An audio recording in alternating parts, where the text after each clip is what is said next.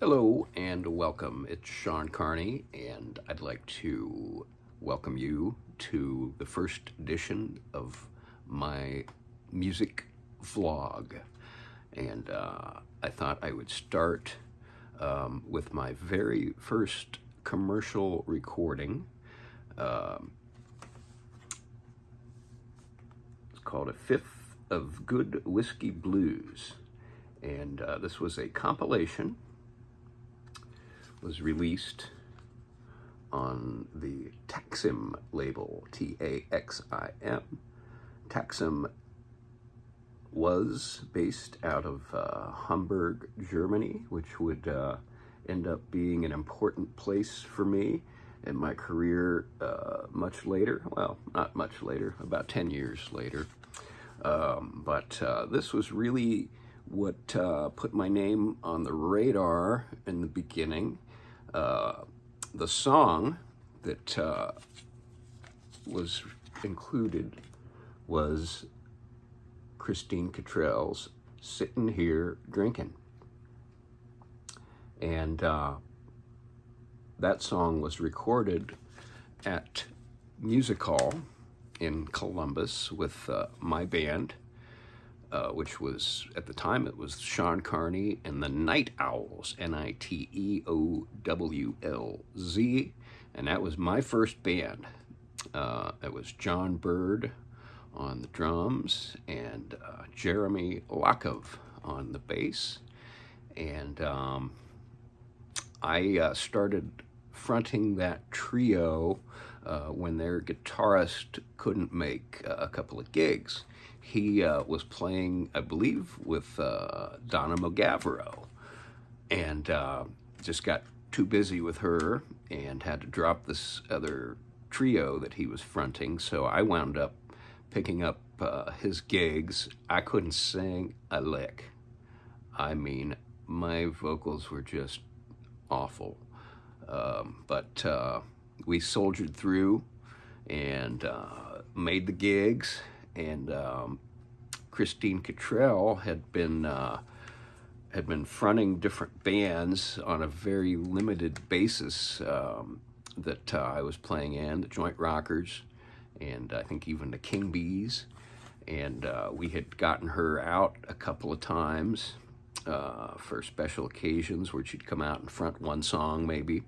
So I wanted to do a little something more, you know. I wanted to rehearse and maybe even go into the studio and try to book some festival gigs, see what we could do. I was, so let's see, I was a pretty young man myself in my early 20s.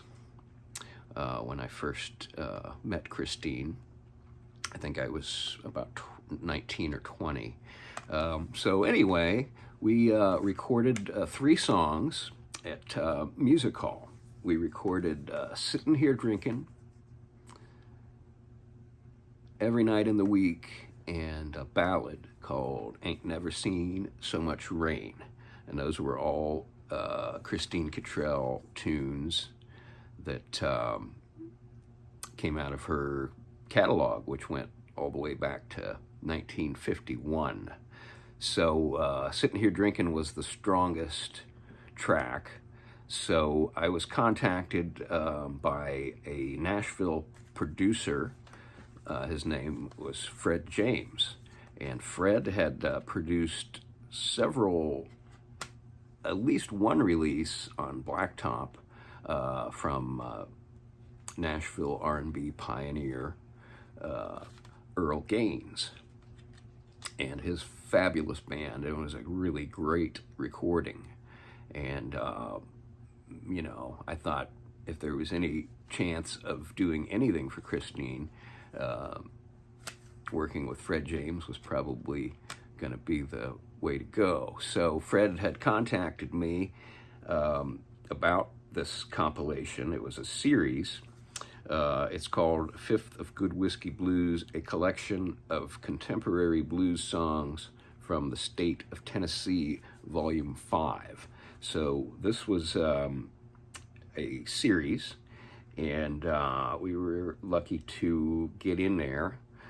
Honestly, Christine was one of the pioneering artists of Nashville rhythm and blues, and fortunately Fred knew that, and Fred wanted to have her represented. So Larry Birdsong was another one of the pioneering Nashville R&B artists who was actually, you probably can't see it at all, but Larry Birdsong was also represented on the CD. Let's see who else that you might recognize. Dave Duncan, Scott Holt, who would go on to be a guitarist for Buddy Guy, Christine Kittrell, Little Charles and the Sidewinders, Dave McKenzie, Buddy Ray, Danny Rhodes and the Messengers, Richard Waters in the Blues Boys, Perry Welsh and the Mighty Johnsons, Etta Britt, Kenny Brown. I believe that's the Kenny Brown. Keeping some good company here on this recording. Now, our tune was licensed because I had produced it, and it was pretty much a finished recording. Fred didn't have to take anybody into the studio for it. So we made a licensing deal, and I remember we got paid $300, which I don't think even covered the cost of the recording session, and I'm pretty sure that I gave that money to Christine because she needed it.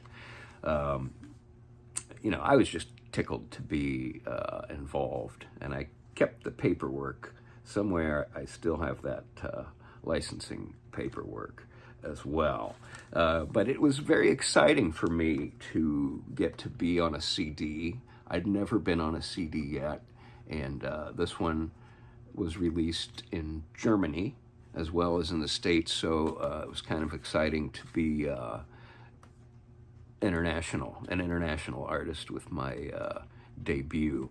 98 was a pretty busy year because we also did release Sean Carney and the Night Owls' Provisions, which was our full-length CD. Christine Kittrell was present on that CD for a track, a new song that she wrote specifically for the release called True Love Untold. A little bit about the recording session. It was probably my first time in the recording studio, honestly. I had done some other things in school at Fort Hayes in the studio, but it certainly wasn't anything on a professional level.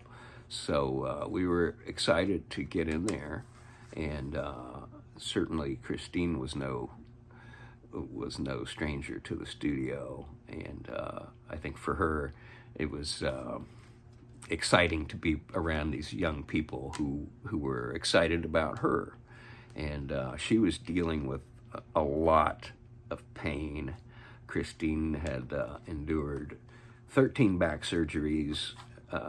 She was suffering from emphysema, congestive heart failure, and what had been diagnosed as degenerative spine. She could not stand upright, and she was mostly confined to her bed and confined to a wheelchair. So it was a labor to get Christine anywhere, including the studio. But fortunately, she was feeling pretty good that day, and we had a really good session. I think the other two songs weren't quite as strong as Sitting Here Drinking, which, as most people know, that was Christine's signature tune, and Sitting Here Drinking was definitely one of her hobbies. She liked drinking, and there was a lot of wink and nodding going on with the lyrics to that song, and I was trying to keep up with her myself back in those days, which was a bad idea. At any rate, we, as I said, we had a really good session. Christine was in really good form. And, thinking back for me, those sessions and playing with Christine gave me a feeling that I've been chasing ever since. She was able to get something out of me that no one else really has. And when I listen back, I'm impressed at the maturity, the tone, and a lot of that came from Christine. She didn't play guitar, she didn't know the first thing about music, but she knew if I was playing something that didn't sound right, and she didn't hesitate to tell me and get me back on track.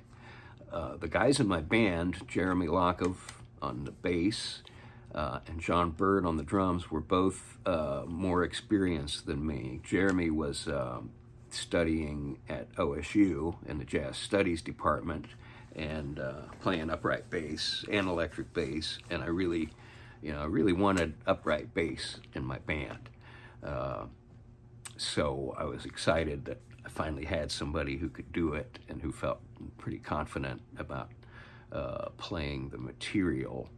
And John Bird had grown up playing in his dad's family band. He told me he first started playing gigs when he was 3 years old, and I think John was probably about 30 at the time. So he had a lot of experience. He was doing most of the booking because I didn't know the first thing about it. And he got married, and he suddenly had to quit. And I remember just thinking that it was the end of the world, and there was no way I was going to be able to replace John. We loved John. He was a really sweet guy and brought good energy, and he was really the leader for all intents and purposes. And I had to really step up as booking agent, as band leader, and fill his shoes. And it was a good experience for me. It was a real learning experience for me, getting on my feet as a band leader. And I was lucky to have Christine Kittrell in my band. She was not, how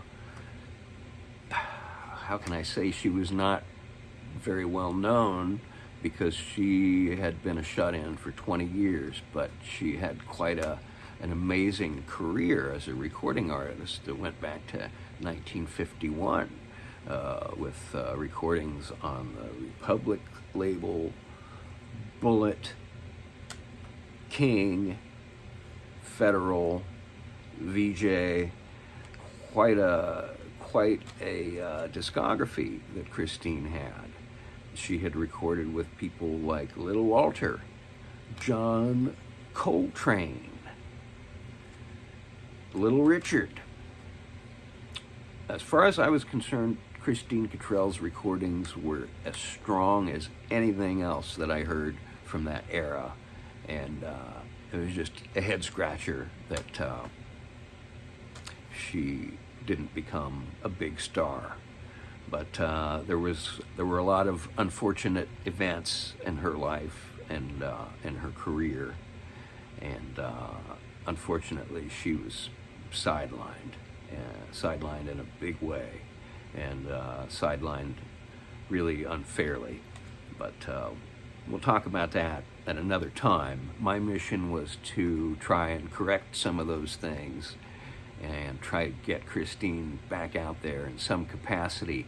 And she wasn't necessarily on board with that because she was on Social Security, she was receiving a disability, and she was terrified that they were suddenly going to go, oh, she can sing, so she doesn't need this help anymore. And I hated that. I hated that she had to be fearful of even coming out to sit in with us. and she was scared of losing her benefits, and we had to really put it out there that she's just sitting in. She can only come out and sing one song if she feels well enough. And that was the reality, because sometimes she just couldn't get out of bed.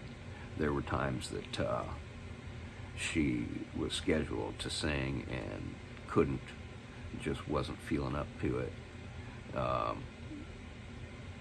It sucked that she really needed the money. I paid her as much as I possibly could, and still pay myself and the guys. Christine always made significantly more than any of us did, and it was always a lot of work for me to pick her up, get her back home. I'm talking like an additional 2 hours, maybe 3 hours every time. But for me, it was worth it. Christine was my teacher. She became my mother in a lot of ways. I really loved that woman to the moon and back, and got to know her really well in the decade that we were friends. And this was really one of the first big stepping stones for us to get Christine back out there. I can't say that we really were able to get her on big stages, but we were able to get her on some big stages in Columbus. Would have been nice to be able to get her elsewhere. We did play the Greater Cincinnati Blues Festival. That was 1995. It was my first time on stage at a big festival, and it was pretty exciting to get to be there with her. And I really appreciated my friend Dave Warford for recognizing who Christine was, and it was important for him to get her on the bill at the Blues Festival. And we also did a radio show for Kitty Carson in Cincinnati, and that was a lot of fun. So Christine loved Cincinnati. She told me she used to go down there to get her hair done in the 60s and 70s once a month. So it was fun for her to kind of get to relive those trips to Cincinnati. We had fun in the car. We always enjoyed our time together, and I miss her so much. Christine was my teacher. She was my friend. She was really a mother to me, and I will never forget her. So that's a fifth of good whiskey blues, and a little bit about the song that we recorded. Sitting here drinking. I'm going to perhaps share it with you. Thanks for watching the first edition of my vlog. We'll do this again real soon. Bartender, bring me a drink. Oh, and make it a double.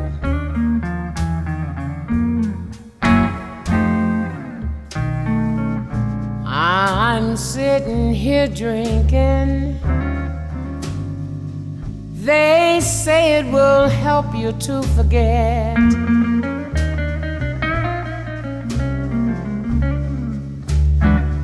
I'm sitting here drinking. They say it will help you to forget.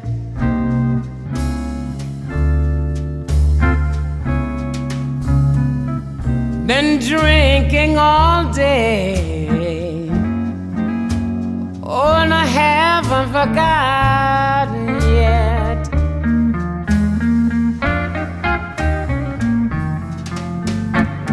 He told me that he loved me, that he loved no one but me.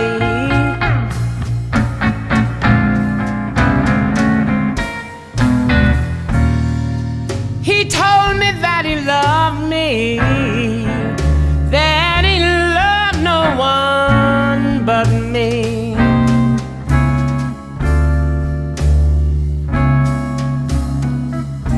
but now I can't find him. Oh, and I don't know where he could be.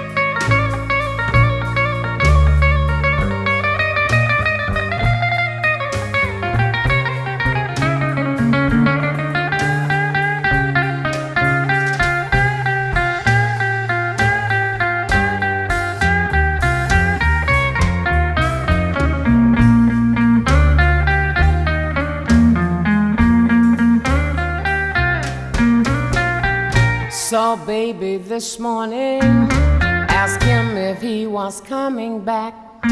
He said he was having too much fun to do a crazy thing like that. Now I'm sitting here drinking. They say it will help you to forget.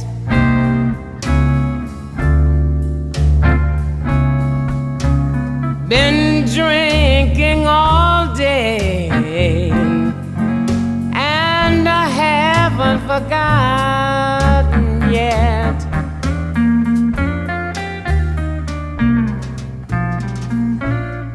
Hey bartender, what happened to my drink? Oh, and be sure to make it a double.